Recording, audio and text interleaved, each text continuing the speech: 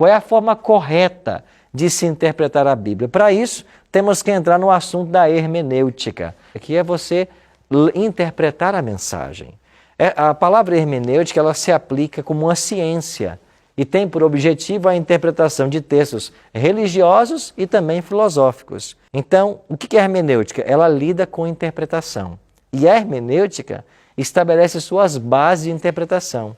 E eu queria apresentar para vocês, rapidamente, 10 regras de hermenêutica que vão nos ajudar a interpretar o texto de forma correta. E você que está em casa, fique atento, porque essas 10 regras, elas vão te ajudar a saber interpretar a Bíblia. E não que alguém interprete como lhe parece bem ou lhe parece correto. Eu não posso ler um texto e dizer, isso aqui quer dizer isso ou aquilo. Não, eu tenho que seguir as regras de hermenêutica. E a primeira delas, considere a Bíblia como ensinando apenas uma teologia. A Bíblia não ensina duas teologias. O que eu quero dizer com isso? Eu vou dar um exemplo para você. Se você pegar o livro de Romanos, capítulo 3, verso 28, olha o que Paulo escreveu. Concluímos, pois, que o homem é justificado pela fé sem o quê? As obras da lei. Então, Paulo está dizendo, o homem é justificado pela fé, sem as obras da lei. Aí você pega Tiago, Tiago diz assim no capítulo 2, 24, vede então que é pelas obras que o homem é justificado e não somente pela fé. Você percebeu o que aconteceu aqui?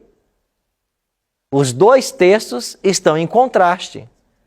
Um vai dizer que nós somos justificados sem obras. O outro diz que não, nós somos justificados pelas obras e não apenas pela fé. Segunda regra, deixe a Bíblia fazer o quê? Interpretar a si mesma. Você não tem que interpretar, ela se interpreta. Querem ver um exemplo? Se você for para Apocalipse, capítulo 12, verso 3, a Bíblia diz assim, viu-se também outro sinal no céu, e eis um grande dragão vermelho. Eu até sublinhei aqui. Apocalipse 12, 3 está falando de um grande dragão vermelho. Quem é esse dragão? Esse dragão é um poder comunista. É isso? Eu não preciso disso. Deixe que a Bíblia diga.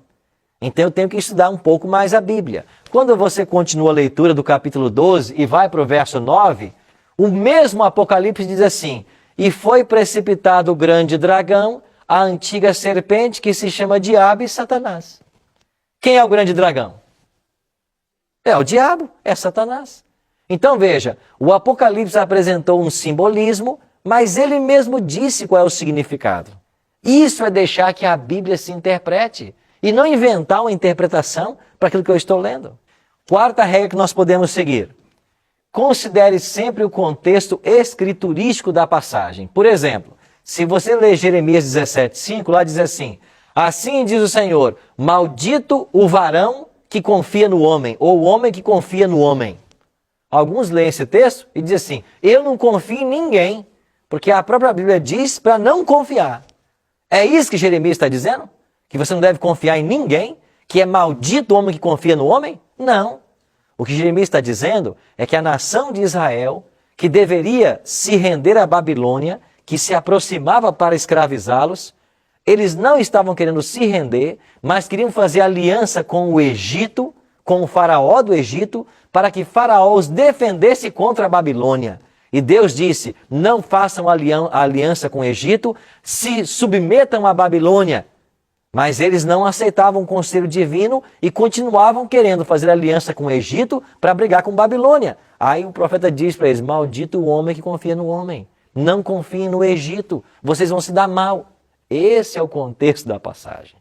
Alguém pega o texto isolado para dizer assim, olha, eu não posso confiar em ninguém porque eu vou ser maldito segundo a Bíblia. Você percebe o risco que muitas pessoas correm por não conhecer as regras da hermenêutica? Considere o contexto histórico. O que eu quero dizer com isso? Olhe, por exemplo, o texto de 1 Coríntios 11:6. Paulo está dizendo lá que as mulheres não deveriam cortar o cabelo. O que significa isso? Todo mundo não pode cortar cabelo? Não, isso é uma circunstância histórica. Porque as pessoas que praticavam a prostituição cultica nos templos da deusa Diana, essas pessoas lá em Corinto, elas raspavam seus cabelos, eram prostitutas culticas. E quando elas se converteram e vieram para o cristianismo, elas eram menosprezadas por não possuírem cabelos. E então Paulo vai orientar aquela igreja, naquela situação específica, que o cabelo foi dado como um véu para a mulher, que a mulher deveria deixar esse véu. Ali os termos que são usados é que Paulo diz, inclusive, que ela não deveria tosquiar ou rapar o cabelo. E rapar e tosquiar quer dizer cortar rente ao pelo. Ou seja, já que na cidade as prostitutas são carecas, não façam isso com o cabelo de vocês para vocês não serem confundidas com as prostitutas. Você está entendendo o contexto histórico? Nada tem a ver com você não cortar cabelo. Mas a pessoa não conhece o contexto histórico. Aí pega um texto de um local e quer aplicar de forma universal. Isso é um perigo, que apenas o conhecimento da hermenêutica é que pode nos ajudar. E agora eu pergunto para você, você é uma educadora, você lida com as séries iniciais. Se você não tivesse se preparado no conhecimento da pedagogia, você poderia se colocar de pé diante de uma classe de alunos para levar conhecimento? Não, de Quantos jeito anos você passou numa faculdade para se preparar? Agora, como que você espera que um pastor vá para frente de uma igreja ensinar se ele mesmo não se preparou? Você está entendendo? Então nós temos que cobrar isso dos nossos líderes religiosos. Você quer ensinar para nós? Com base em que você está ensinando? Você conhece as regras da hermenêutica? Você está aplicando isso no seu ensino? É por isso que a gente está aqui, viu, Maria?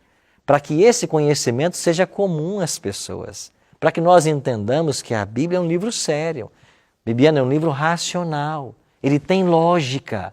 O problema é que as pessoas querem pegar esse livro e ler de qualquer forma. E não é assim. Não se preparam e querem ensinar. E começam a ensinar coisas que não fazem sentido. Por quê? Porque desconhecem as regras. É por isso que Jesus falou assim, examinais as Escrituras. Examinar não é ler, é se aprofundar. Agora eu pergunto para você e para o amigo de casa, se o conhecimento desse livro vai impactar na minha vida eterna ou morte eterna, quanto tempo eu deveria dedicar a esse livro? Se você que se prepara para uma faculdade, que para exercer uma profissão gasta 4, 5, 7 anos se preparando para ter um trabalho, e você tem que se dedicar aos livros, quanto tempo você vai dedicar a esse livro que vai ser responsável por te dar a vida eterna ou não? Procure primeiro o sentido literal, depois, se necessário, o sentido simbólico ou figurativo. Primeiro, olha o sentido literal. Por exemplo, Jesus contou, vamos pegar, Jesus foi lá, eu dei um exemplo aqui do primeiro milagre. Jesus foi lá e transformou água em vinho.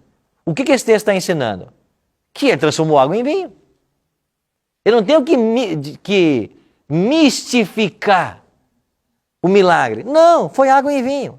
É isso que o texto ensina. E não tem que procurar um significado oculto nisso. Não, o texto disse que ele transformou água em vinho. Foi isso. Não mistifica o texto. Não procura um sentido que não está nele. Então, primeiro o sentido literal. Agora, o dragão perseguiu a mulher. A mulher deu à luz a um filho que foi arrebatado para o céu. Isso pode ser literal? Não. Nem dragão existe. Não pode ser literal. Então eu tenho que procurar agora um sentido simbólico. Aí eu vou para a Bíblia para me dizer o que significa o dragão, a mulher, o filho que nasceu. Entendeu? Leia o texto em outras traduções possíveis. Por quê? Porque a Bíblia tem várias traduções e tem traduções que são boas. E às vezes uma palavra aqui é traduzida de forma diferente que te ajuda a compreender melhor. Não é que são controvertidas, mas tem tradução que tem uma palavrinha melhor traduzida do que outra. Então você busca ler várias versões no seu estudo. Determine o gênero literário que está sendo usado no texto. Qual é o gênero literário desse texto? Eu vou dar algumas opções.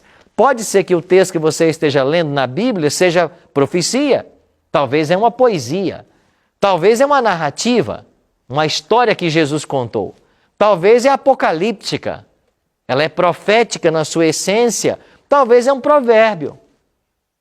Pode ser uma epístola, pode ser uma parábola. Jesus contou cerca de 40 parábolas. Então, qual é o gênero literário que que está sendo usado? Uai, seu app de vídeos curtos.